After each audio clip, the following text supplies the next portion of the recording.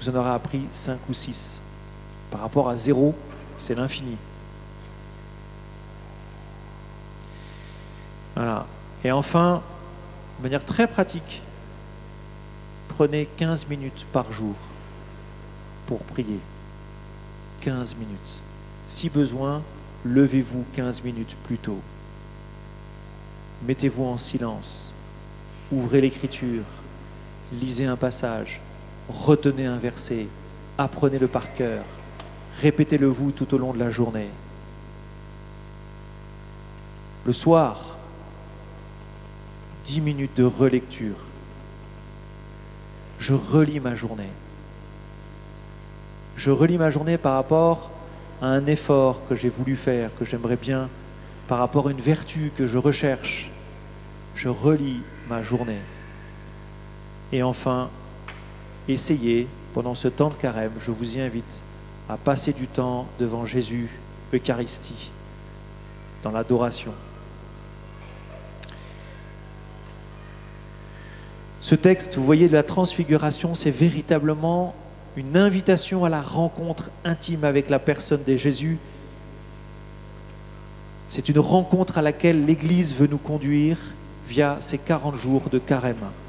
Jésus est le Seigneur de l'univers, le sel de la terre, la lumière du monde, la source de la vie.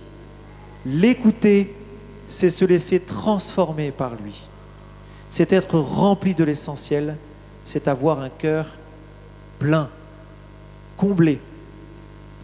Au-delà de nos imperfections, de nos échecs, de nos latences, aujourd'hui, Jésus se présente à vous, transfiguré. Il vous donne à voir toute la profondeur et la richesse de sa personne.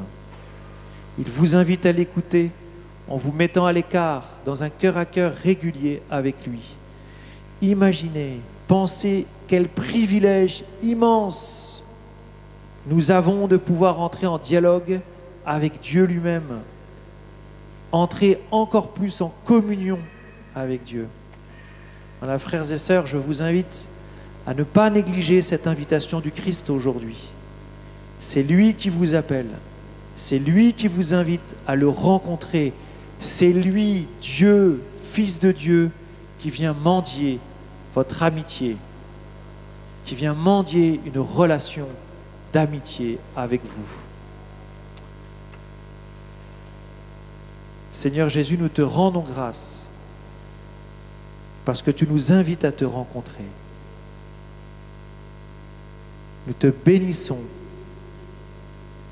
pour tout ce que tu nous offres. Te rendons grâce par avance pour ce que tu vas nous donner au cours de ce carême. Te rendons grâce pour tout ce que tu nous as déjà donné. Te demandons, Seigneur, cette grâce de te contempler en vérité dans la prière. Demandons cette grâce d'être fidèles dans la prière, de nous décider, de nous engager, de persévérer dans un cœur à cœur intime avec toi, Seigneur Jésus, parce que tu nous aimes et que tu veux nous faire grandir et devenir des saints. Amen. À la fin de la messe, pour ceux qui le souhaitent, les frères et sœurs prieront pour eux sur ma droite, dans la nef latérale de gauche.